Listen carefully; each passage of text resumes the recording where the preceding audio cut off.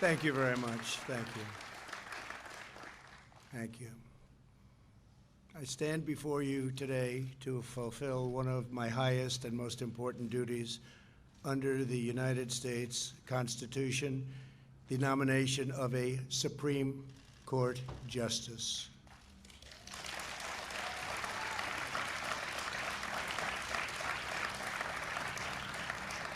This is my third such nomination after Justice Gorsuch and Justice Kavanaugh, and it is a very proud moment indeed. Over the past week, our nation has mourned the loss of a true American legend.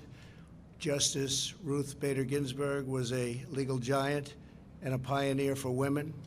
Her extraordinary life and legacy will inspire Americans for generations to come.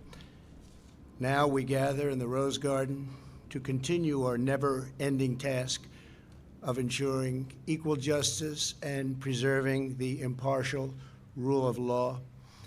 Today it is my honor to nominate one of our nation's most brilliant and gifted legal minds to the Supreme Court. She is a woman of unparalleled achievement, towering intellect, sterling credentials, and unyielding loyalty to the Constitution, Judge Amy Coney Barrett.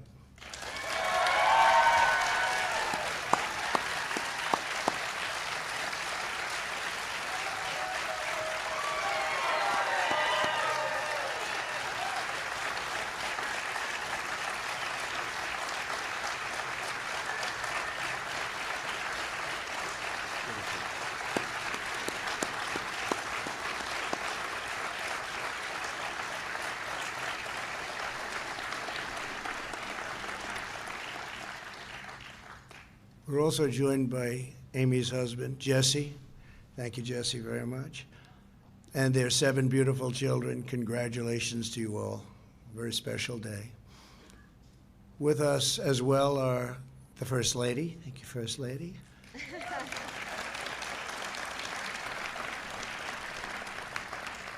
Along with Vice President Mike Pence and his amazing wife, Karen. Thank you very much, Mike.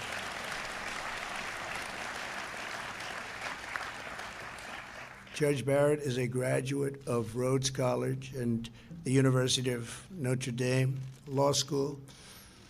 At Notre Dame, she earned a full academic scholarship, served as the executive editor of the Law Review, graduated first in her class, and received the law school's award for the best record of scholarship and achievement. Upon graduation, she became a clerk for Judge Lawrence Silberman on the U.S. Court of Appeals for the District of Columbia. Amy then received one of the highest honors a young lawyer could have, serving as a clerk on the Supreme Court for Justice Antonin Scalia. A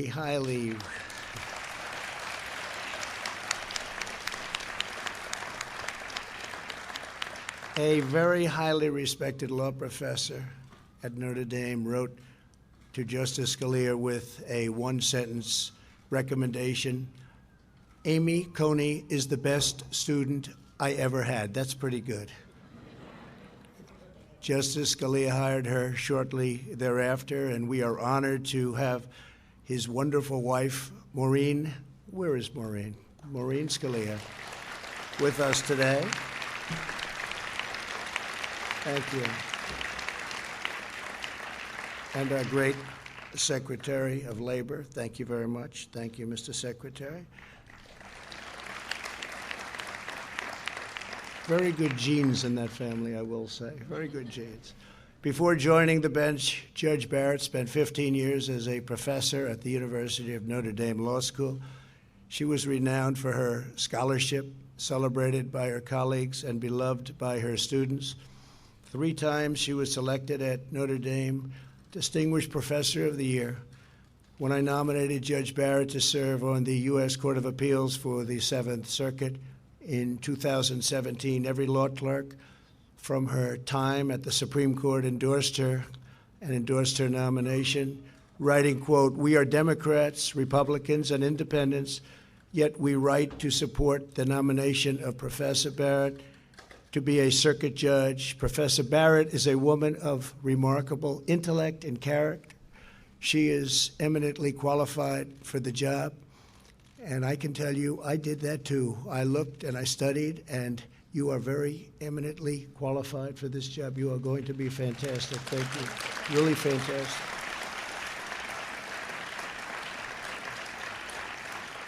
The entire Notre Dame law facility and faculty, everybody at that school also, we got so many letters, also wrote letters of support of Amy's nomination to the Seventh Circuit.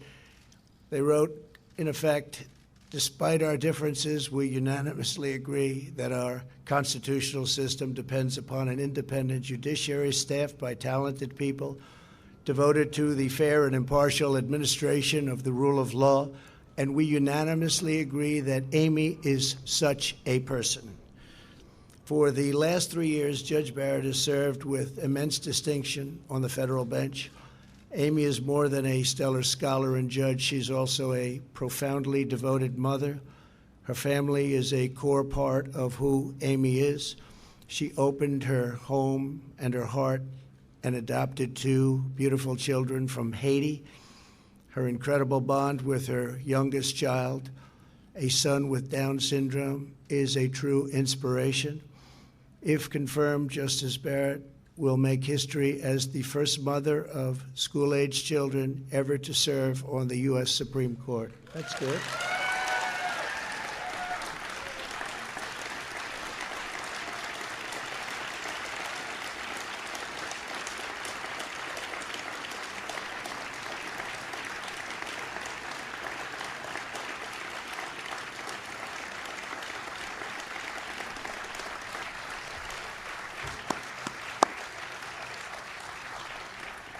To her children, Emma, Vivian, Tess, John Peter, Liam, Juliet, and Benjamin, thank you for sharing your incredible mom with our country. Thank you very much.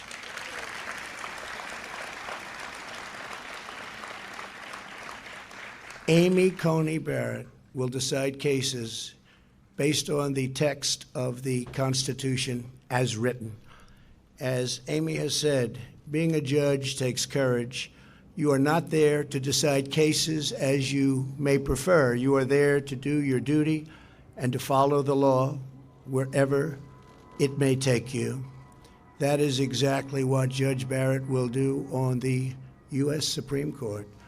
I want to thank the members of the Senate. We have so many of them here today. Thank you very much. I see you in the audience, and you're so proud. But I want to thank you for your commitment and to providing a fair and timely hearing. I know it will be that. Judge Barrett was confirmed to the Circuit Court 3 years ago by a bipartisan vote. Her qualifications are unsurpassed, and her record is beyond reproach. This should be a straightforward and prompt confirmation. Should be very easy. Good luck. It's going to be very quick. I'm sure it'll be extremely non-controversial. We said that the last time, didn't we? Well, thank you all very much, and thank you for being here. That's really great. Thank you. Thank you. I further urge all members of the other side of the aisle to provide Judge Barrett with the respectful and dignified hearing that she deserves, and frankly, that our country deserves. I urge lawmakers and members of the media to refrain from personal or partisan attacks, and the stakes for our country are incredibly high. Rulings that the Supreme Court will issue in the coming years will decide the survival of our Second Amendment, our religious liberty, our public safety, and so much more. To maintain security, liberty, and prosperity, we must preserve our priceless heritage of a nation of laws, and there is no one better to do that than Amy Coney Barrett. Law and order is the foundation of the American system of justice. No matter the issue, no matter the case before her, I am supremely confident that Judge Barrett will issue rulings based solely upon a fair reading of the law. She will defend the sacred principle of equal justice for citizens of every race, color, religion, and creed. Congratulations again to Judge Barrett.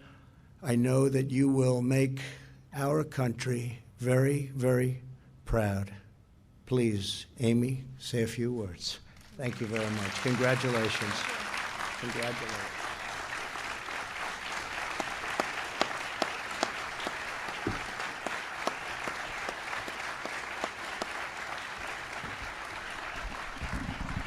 Thank you.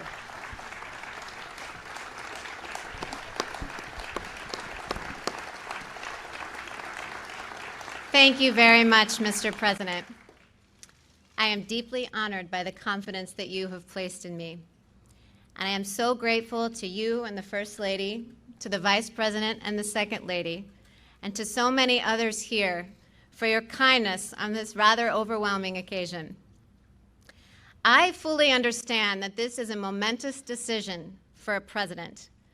And if the Senate does me the honor of confirming me, I pledge to discharge the responsibilities of this job to the very best of my ability. I love the United States, and I love the United States Constitution. I am truly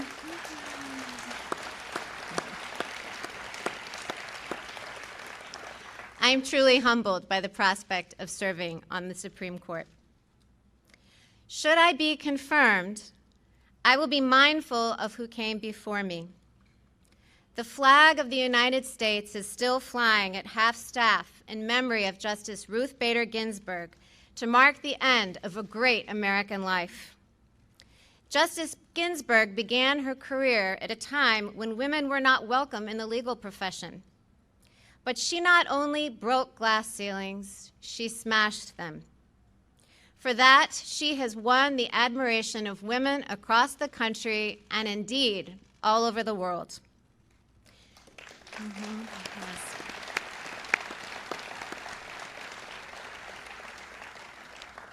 She was a woman of enormous talent and consequence, and her life of public service serves as an example to us all. Particularly poignant to me was her long and deep friendship with Justice Antonin Scalia, my own mentor. Justices Scalia and Ginsburg disagreed fiercely in print without rancor in person. Their ability to maintain a warm and rich friendship, despite their differences, even inspired an opera. These two great Americans demonstrated that arguments, even about matters of great consequence, need not destroy affection. In both my personal and professional relationships, I strive to meet that standard.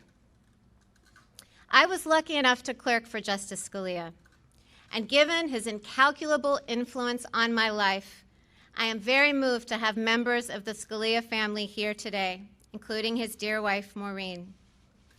I clerked for Justice Scalia more than 20 years ago, but the lessons I learned still resonate. His judicial philosophy is mine too. A judge must apply the law as written. Judges are not policymakers, and they must be resolute in setting aside any policy views they might hold. The President has asked me to become the 9th Justice, and as it happens, I'm used to being in a group of 9, my family. Our family includes me, my husband Jesse, Emma, Vivian, Tess, John Peter, Liam, Juliet, and Benjamin. Vivian and John Peter, as the President said, were born in Haiti, and they came to us 5 years apart when they were very young. And the most revealing fact about Benjamin, our youngest, is that his brothers and sisters unreservedly identify him as their favorite sibling. Our children obviously make our life very full. While I am a judge, I'm better known back home as a room parent, carpool driver, and birthday party planner. When schools went remote last spring, I tried on another hat. Jesse and I became co-principals of the Barrett e-Learning Academy. And yes, the list of enrolled students was a very long one. Our children are my greatest joy, even though they deprive me of any reasonable amount of sleep. I couldn't manage this very full life without the unwavering support of my husband, Jesse. At the start of our marriage, I imagined that we would run our household as partners. As it has turned out, Jesse does far more than his share of the work. To my chagrin, I learned at dinner recently that my children consider him to be the better cook. For 21 years, Jesse has asked me every single morning what he can do for me that day. And though I almost always say nothing, he still finds ways to take things off my plate. And that's not because he has a lot of free time. He has a busy law practice. It's because he is a superb and generous husband, and I am very fortunate. Jesse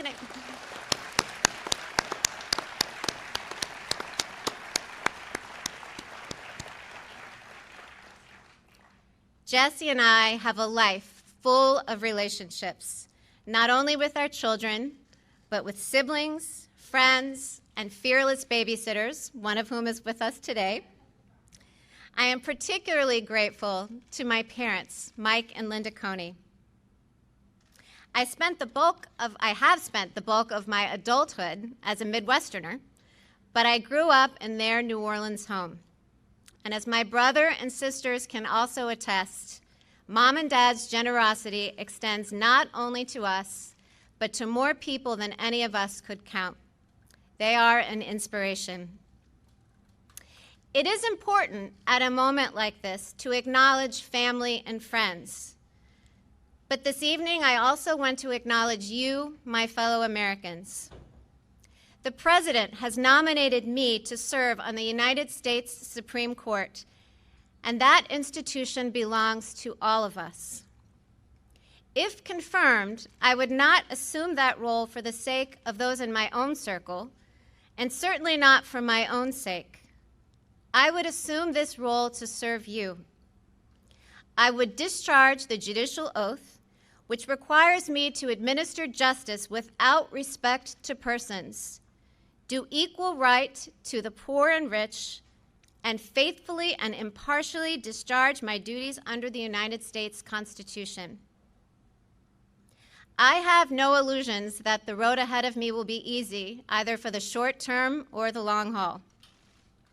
I never imagined that I would find myself in this position. But now that I am, I assure you that I will meet the challenge with both humility and courage. Members of the United States Senate, I look forward to working with you during the confirmation process, and I will do my very best to demonstrate that I am worthy of your support. Thank you.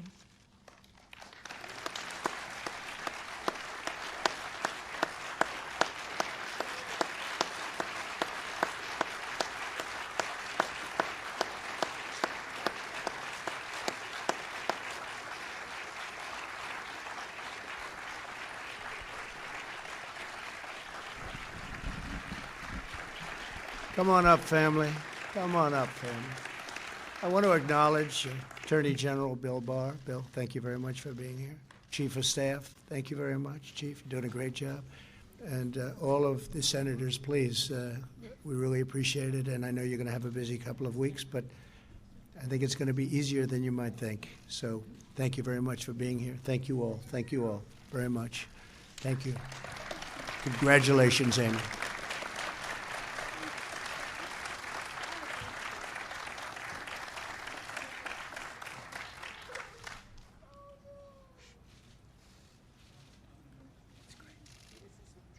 Okay, we'll go. Thank you.